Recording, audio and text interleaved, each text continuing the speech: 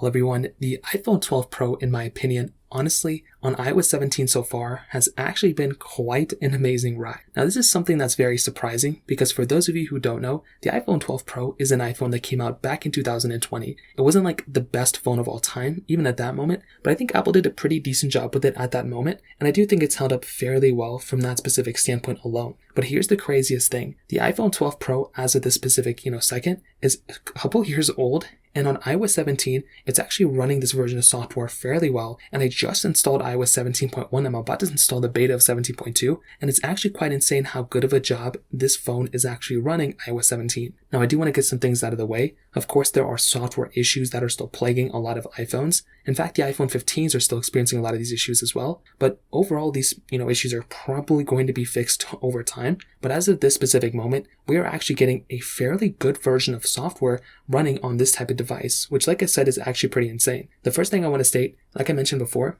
the iPhone 12s, including the 12 Pro, was kind of the cutoff point for a lot of these versions of, these features. So gestures within FaceTime, so many things across the board. The iPhone 12 Pro was essentially the cutoff point for the Pro models, and the iPhone 12 was the cutoff point for those base model iPhones. So with a device like the 12 Pro, you're actually getting a very, very solid phone from that particular standpoint, which is amazing. Now, on top of that, one other thing to keep in mind is that with the iPhone 12 Pro, this iPhone physically feels amazing, but performance-wise still is performing at a very good level. Although it still has a 60Hz panel, it still is a very smooth version of software, and that is attributed a lot to iOS 16, iOS 17, the improvements that Apple made. It makes it feel like a very smooth phone still, which is very good. Of course, this phone isn't like the best performing phone of all time anymore. It still is a very, very good performing phone from that standpoint because it's performing at a very good level with iOS 17. Now, on top of that, I will also add that within iOS 17, we're still kind of getting a phone that may not be the best performing device because it doesn't have the latest chipset like the A17 Pro,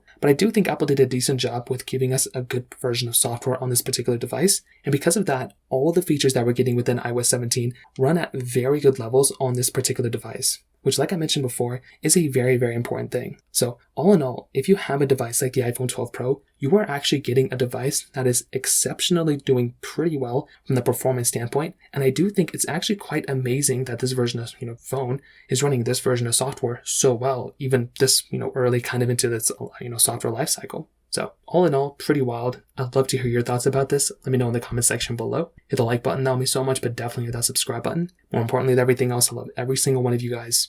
Hopefully I'll catch you guys in the next video. Peace out till then.